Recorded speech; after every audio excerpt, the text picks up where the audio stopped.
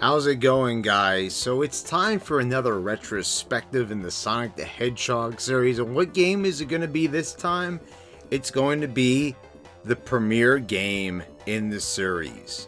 The first game of them all. The one that started them all. Sonic the Hedgehog. Or Sonic 1. However you want to refer to it as. A classic, no doubt. A lot of memories behind this one. Actually, surprisingly, I played Sonic 2 before I played this one, but this is certainly worth a look. It has its place in history.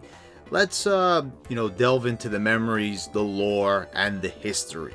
Hope you guys all enjoy this one.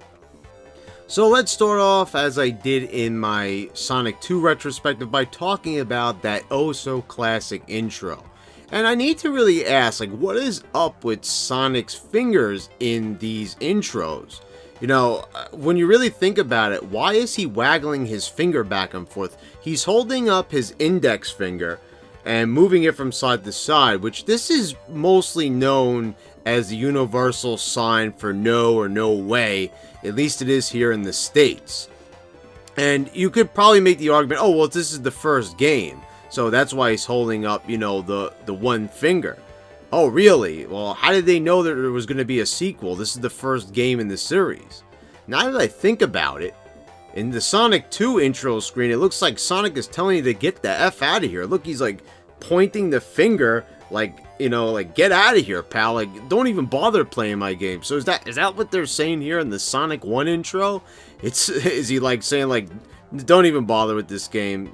Don't, stay away. I don't want to be bothered. I know Sonic's got an attitude. He's got an attitude, Sonic. Okay, I won't sing for you, but you get the point. I'm just kidding. I just thought it was really interesting to note. But, yeah, I really find this an interesting design. How he's just kind of floating there in this circle, and it's kind of just moving across the water. It really is. It's artistic, it's original, and I really like it. But it really does make you ponder it when you kind of go down that rabbit hole. How did they come up with the idea for all this? I mean, I guess that's why Sega are just geniuses, I suppose. Green Hill Zone. So this is probably the zone that people are most sick and tired of seeing throughout the Sonic series. There's been so many iterations. Probably over a dozen the last time I checked. It has appeared in Sonic Mania, Sonic Generations, and numerous other iterations throughout the history of the series. But when you look back at the first game, it is hard to think of a better first level. How could you have thought you'd be introduced to Sonic in any other way? It's pretty much implanted in everybody's brain that Green Hill Zone is the quintessential Sonic level. It is the level that defines Sonic. It's, got a great mixture of springs, hazards. You've got waterfalls, you've got bridges, you've got loop-de-loops. There's tunnels that you could go through that throw you up in the air. And I have to say, I think out of everything when it comes to Sonic, and I really do like the loop-de-loop, the first time you hit that loop-de-loop, that is so classic, that is so undeniably Sonic the Hedgehog. It couldn't get any more Sonic the Hedgehog. Even if you, pressed your face against an image of Sonic, you couldn't get any more Sonic than that. But this part in the first act of Green Hill Zone, when you explode through this first tunnel with Sonic's spin attack and it throws you up into the air and you collect these rings, I just find that to be the most iconic moment probably in the entire zone, maybe the entire game. There's just something so appealing about that image. It's implanted in my mind.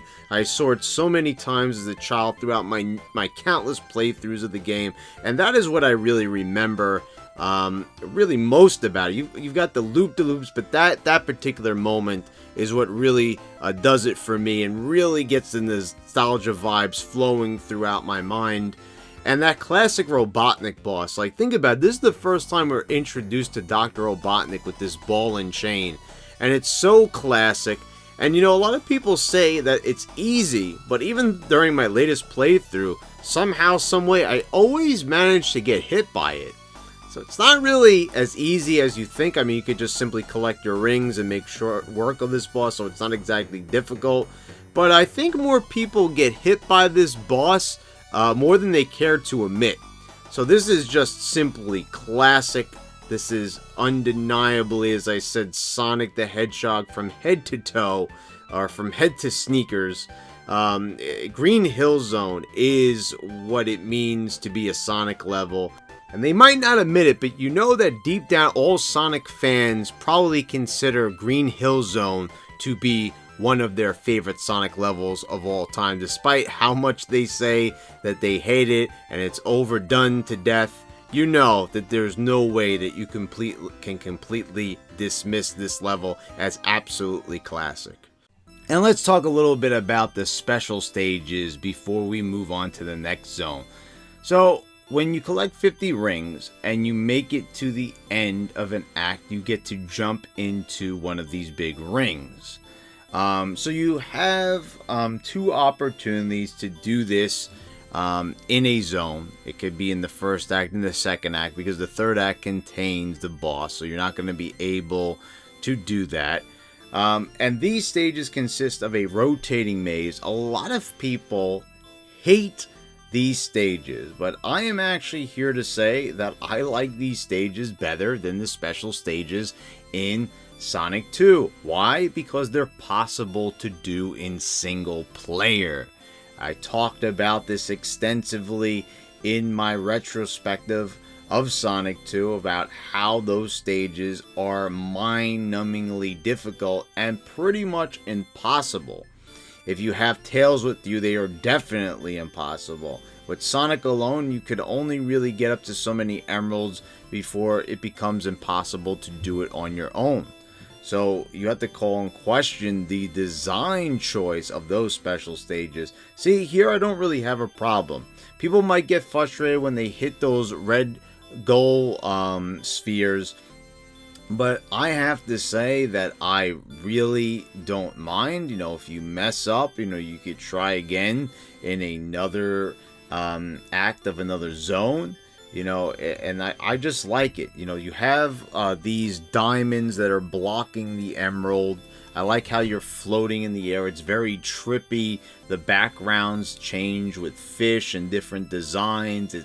It's really cool, and I really dig the aesthetic and the imagination that went into this. I don't think a lot of people really appreciate the design and the imagination that went into this, and how it's like a different dimension. It's like, instead of just teleporting you to a half-pipe racetrack, which is not really that creative or inspiring. To me, this is. I mean, when I look at this, I really kind of like trippy stuff like this. I like stuff that makes you feel like you're in a whole nother world, a whole nother dimension, where there's nothing else like it. And that's what I get from these special stages. Marble Zone. You know what's really interesting about this zone to me?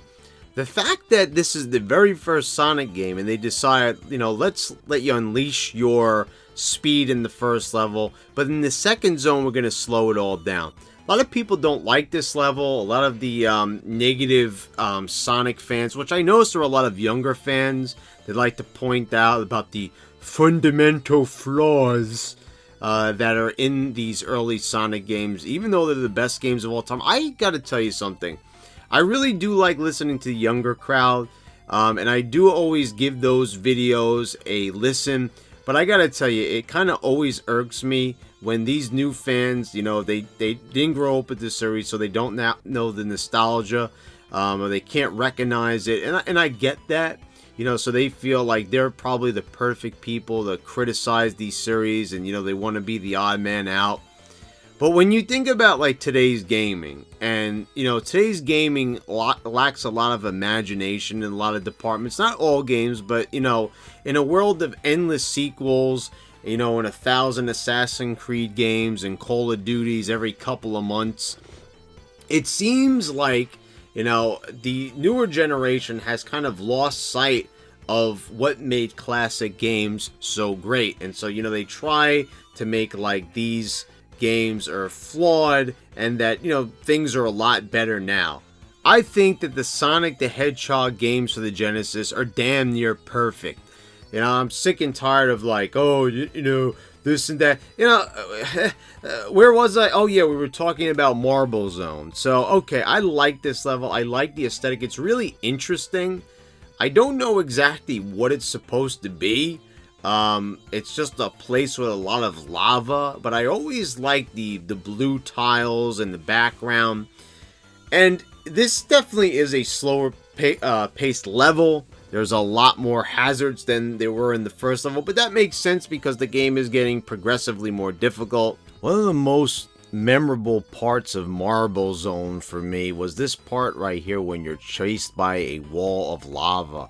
I don't know what it was, but I always despised parts of levels where you were chased by something, and I always found this to be very unsettling, as I mentioned in my Sonic 2 retrospective in Hilltop Zone, where they do pretty much the same thing, where the lava level rises and comes after you. One thing I never understood is in this part, you know, I don't know if all you guys know about this, but there is an extra life located over here. If you get it, then you have to go all the way back to the other side and ride this block all the way back to the other side, and then do it all over again back the other way so you can progress throughout the level once more. And it like punishes you for finding this secret. But I guess, you know, if you missed this this lava geyser that pushes you upward, it's kind of like a treat. If you bother to press left on your controller, you will find this hidden room. I don't know if everyone bothered to do that, but I guess it's maybe a reward even though you fail to make this jump. I think that's probably how I discovered it in the first place, but it is a little bit annoying that you kind of have to make your way back over to the right before you could go left again. And I also like that this introduced going left as opposed to going right. You have to go to the left and to the right in this zone, and I like that. You know, it's interesting. You don't really get to see a whole lot of that in the Mario series, or in the Sonic games, really, for that matter. You kind of just keep going in one direction. But here there's, you know, it's not really like exploration in a lot of parts, but it kind of just, you know, makes you feel like, you know, you got to go in a lot of different directions. You got to go up, you got to go down, you got to go left, you got to go right. So they keep you guessing, and the variety is much appreciated. But I really do like the aesthetic. I like the lava. It's a different change up. You know, it's definitely a lot more dreary compared to the sunny skies, and, you know, and the bright water of Green Hill Zone. So I like that juxtaposition, and I think it really works as a great second level, even though some people are not thrilled with it. I gotta say, put a cork in it. It's a great game. It's a great level. Stop hating on it, people. Spring Yard Zone. I kind of think of this as the precursor to Casino Night Zone in Sonic 2, except, you know, there's no pinball vibe, there's no slot machines, but there is definitely a casino vibe going on. You know, they talk about in the instruction manual using Sonic as a pinball, but, you know, it's kind of just Sonic, you know, using his spin attack a lot, you know, going down steep slopes and being rocketed back up the other side. I remember always getting startled by these badniks right here that just kind of roll out of nowhere. They took me by surprise. I kind of still remember, I think I jumped 10 feet during my first playthrough of this during my childhood. I mean, there's just something so surprising about something that you don't expect to appear on the screen, and it just comes at you at a very fast speed. It's definitely one of the fastest badniks in the game, and you don't really see any fast badniks up until this point. So, you know, this is a fun zone without a doubt. There's a lot of variety. It definitely lets you capitalize a bit more on your speed, but not really on your running speed, more on your spin dash and being thrown up into the air at high speed. So there's definitely more speed involved here. But it's really interesting that, you know, Sonic is really known for running, and you don't really get to do that again, you know, two zones in a row. So it's interesting.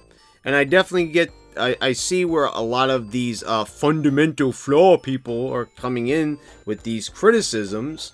But then again, it's a fun zone, and you can't really knock it for trying to throw in variety. I mean, I don't know what people expect. They just want Sonic to run right through the entire game, apparently. That's not really what Sonic is about. You do get to be rewarded with speed, but it's also about precision platforming. And once again, the negative naysayers are going to continue to knock this game, but for all the true Sonic fans, we see it as a classic Sonic Zone that deserves a lot of praise for, once again, really being different from the rest of the zones in the game, and trying to make the game feel different as it progresses. Perhaps a lot of people are not seeing it. I know a lot of people are not seeing it, but I certainly do, and I definitely appreciate what the developers were going for when they did make this game. Labyrinth Zone. This is probably one of the least popular levels in the entire Sonic the Hedgehog franchise. Everyone has a strong dislike for water levels. I'm not really a hater. I see why people don't like them, especially in Sonic games, because you tend to move slower underwater. It's harder to avoid hazards. But I really like the aesthetic on this level as well. Much like many of the other levels in the game, they all have a knack for having great backgrounds and interesting, unique designs that can't be found in any other video game. And what's up with all these blocks here? I see faces on them, and I can't help, but think they look like screaming penguins. Like, they look like they're in anguish. I don't know if that's what it's supposed to be. I have a feeling that it's not really supposed to be a face, but it looks like a face, and maybe it is supposed to be one. I'm not sure. The one thing that will always stick out to me most in the Labyrinth Zone is this hazard here, and I know people have touched on this before. This is an extremely cheap trick, much like in Marble Zone, but I feel like this one is a little bit less obvious here. See, in Marble Zone, when the spikes fall down, they're off screen, you really can't see them, much like here, but it kind of looks like you're supposed to be riding on these platforms, and you just die right there, and it's kind of trial and error. But when it's your last life, that could be a little bit annoying. I can definitely see that. To me, in Act 3, the biggest standout is this maze, where it's kind of like the first time where this zone actually feels like a labyrinth. See, that's what's kind of funny about this name. It's not really a labyrinth, which would mean a maze, meaning that there would be dead ends and such, but you don't really get a lot of dead ends. It's pretty straightforward when you think about it. But here, this is actually a repeating series of screens, and if you don't hit the switch that is hidden in this part, you'll just keep repeating the same process over and over. And I remember my cousin showing me this trick as a kid, and I thought that it was a pretty cool design choice even back then. And this was the first time that I had seen a repeating screen like this. And there's numerous examples of this that, date back even to the original Legend of Zelda game, but I had not played that game up to this point yet, so this was a fresh new idea for me. There's also the endless stairs in Super Mario 64. If you haven't collected 70 stars, you'll be running up an endless flight of stairs and you'll never get to your destination. So this has always been a memorable part of the game for me. And the boss was always a pain in the bootay for me. Chasing Robotnik as the water level rises behind you, and there's numerous hazards. There's these dog heads that spit fire. Spikes are coming out of the walls. And you have to chase after Robotnik. Keep that in mind. You have to really, have your wits about you here, and you have to be extremely accurate with your jumps and your timing. I still remember one of my greatest memories is I tried this so many times as a kid, and when I finally got it, it felt really gratifying. Much like all those moments when you're a kid and you can't beat a tough level and you finally do beat it, you feel a sense of accomplishment. So that's what Labyrinth Zone means to me. And I think that it's really a classic zone in the Sonic the Hedgehog series. And I think it's also one of the most hated, of course, but it definitely has its place in the history of this classic franchise. Starlight Zone. I always feel like this is a bit of a load off after Labyrinth Zone and all the challenge and tribulations you had to face in that zone. It's really refreshing hearing that music when you enter Starlight Zone. It's a delightful tune. I love it. And it's such a relaxing, enjoyable song. It brings about a sense of happiness, and it really shows how great Sonic music is and how well it was composed in these Genesis games, and still is to this very day. This is a really relaxing level. There's definitely some challenge to it, but I like how it brings back the loops. You're able to go at full speed again and run on the ground, and you have the loop-de-loops. It's the return of the loop-de-loops from the first level. You know, you haven't seen them for 3 zones straight, and now you get to, go and run in the straight line. And then, hitting the loops feels good again. And I like how you switch between the upper and lower parts of these levels. They seem more divided. You had that basically in every zone. There was an upper and a lower half, but here it feels like 2 different halves of a story, and I kind of like how they had that little juxtaposition. I like the construction aesthetic. It is a good lead into the next zone, which is Scrap Brain. Scrap Brain Zone. Definitely love this name for a zone. And it's very fitting as Robotnik's stronghold, to say the least. It definitely gives me the vibes of Robotropolis from the Sonic Sat AM series and the Archie Sonic comics. This is a challenging zone, but it doesn't really feel too excruciating. It's definitely easier than Metropolis Zone from Sonic 2. I don't feel like it's a real nail biter. I don't feel like pounding my head against a brick wall like I do when I play through Metropolis Zone. I mean, nothing could really compare to that level of challenge. So it's definitely a lot breezier than that. Not easy, maybe the trickiest part may be, getting past these spinning platforms on this little cable conveyor belt type thing, whatever you want to call it. But it's definitely fitting of Robotnik, and definitely fitting how you have this background, with the smokestacks and the industrial look. I also like the curveball that they throw at you in Act 3, where it is basically an Act 4 of Labyrinth Zone with a different color palette, and this is tough. I will say that this is actually a pretty tough act. It definitely makes the first 2 acts look like pure and simple jokes. There is a shortcut if you slip under the moving platform in the beginning. But if you want to see the full thing, by all means, just ride it out.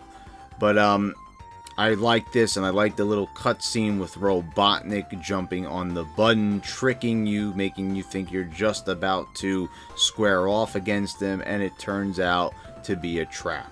Also, it's really interesting to note the big, huge differences between the 3 acts of Scrap Brain Zone. In the beginning, you start outside the factory, then you go inside the facility, and then finally in the 3rd act, you're dumped into the catacombs. And I really like that progression a lot. It really brings forth a lot more variety than what you saw in the previous acts. Final Zone. Well, it can't get any more final than that, I would say. I mean, it's pretty emphatic if you ask me. This is a really simple final boss battle. It really makes Sonic 2 look So much more difficult in comparison when you compare these two final bosses. This is basically just Robotnik doing the same exact maneuvers. It's basically Robotnik could be in any four of these pistons, and you have to score a hit when he appears. So you have to be in the right place at the right time. It's random. There's no telling where he's going to appear from. He could be in the same spot twice, but then again, he may be in any part. There's two possibilities on the top and two possibilities on the bottom, making for four. And then you just have to basically avoid getting crushed and avoid these laser balls coming down from this generator up on the wall. This really shouldn't give you too much of a challenge, even if you're on your first playthrough. This is really pretty simple and kind of disappointing when you think about it. It's not really a very creative contraption. It's a little bit on the underwhelming side, to say the least, especially when you compare it to Sonic 2. And I've got a feeling that's probably why they kind of went all out with the big Death Egg robot in the second game to kind of make up for this, to say, we're going to give you a real big epic boss battle. This is kind of on the same level as the Sonic CD final boss. It really is a little bit lame, to say the least, and I'm talking about one of my favorite games here, but it's definitely a very underwhelming final boss. And it's easy, it makes it breezy to have a playthrough, but kind of when you sit back and think about it, they kind of could have gotten a little bit more creative with this final boss. One of my favorite things about this fight is Robotnik's smile when he comes down. There's something just about that grin, that toothy grin that he has in these early Sonic games. It's really funny just how he pops out. It kind of is the same thing I was talking about in the Sonic 2 fight with Silver Sonic, how he's on that little monitor in the background with the big old grin. Just something so meme-worthy about that smile, and I totally love it. Well, that just about does it for this retrospective, guys. I hope you all enjoyed this video, and I hope you'll join me for the next one. Please subscribe if you haven't already. Click the bell so you get all the notifications when I post on my new videos. And guys, thank you all for watching. I'll see you next time.